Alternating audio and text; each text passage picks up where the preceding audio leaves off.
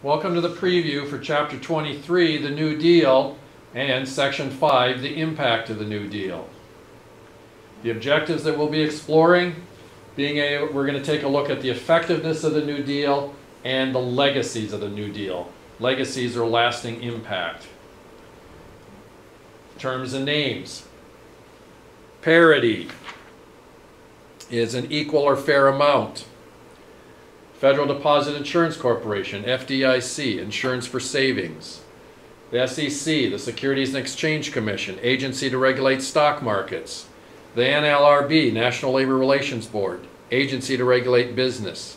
And the Tennessee Valley Authority, TVA, regional work project of lasting value. It should be pointed out that the FDIC, the SEC, the NLRB, and the TVA should all be considered legacies of the New Deal, in that they are agencies that were created and continue to work to this day. Now, what about the effectiveness? The New Deal did improve the economy somewhat. Unemployment was still high, but not as high as in the worst days. But there are those on the conservative side of the spectrum, conservative critics, who feel that the New Deal made government too big and too powerful. The conservative critics feel the New Deal got in the way of free enterprise, and they feel that the government should not have gotten so involved with the economy. Now, liberal critics, on the other hand, feel that the New Deal did not go far enough. They think it should have done more to change the economy. They feel that they thought Roosevelt should have done more to end the differences between the wealth between the rich and the poor. Now, those that were not critical, or the supporters of the New Deal, thought that it was well balanced between saving capitalism and reforming it. And they point to the many lasting benefits of the New Deal. So, the New Deal did expand the power of the federal government. In particular, it gave the president a greater role in shaping the economy.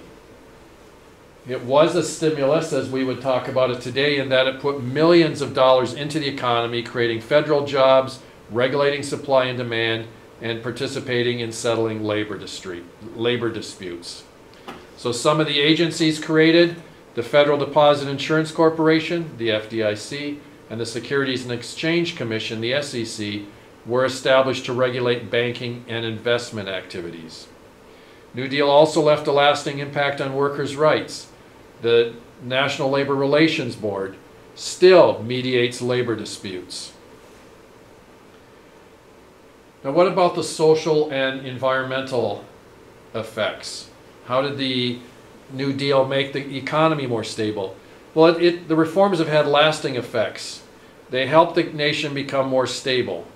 Now, there has been economic downturns, but none has been as bad as the Great Depression. And people's savings are now insured. One of the most important and lasting benefits of the New Deal is the Social Security system. Social Security provides old age insurance and unemployment benefits, and it helps families with dependent children and those who are disabled. For the first time, the federal government took responsibility for the welfare of its citizens. In the Second Agricultural Adjustment Act, the second AAA, made loans to farmers. And the loans were based on the parity value, so a price based on 1914 levels of farmer surplus crops. Projects that helped spread electrical power to rural areas also helped farmers. The New Deal also helped the environment. Roosevelt was very interested in protecting the nation's natural resources. The Tennessee Valley Authority, the TVA, helped prevent floods and provided electricity. The New Deal programs also added to the national park system. They set up areas to protect wildlife. And that concludes our preview of Chapter 23.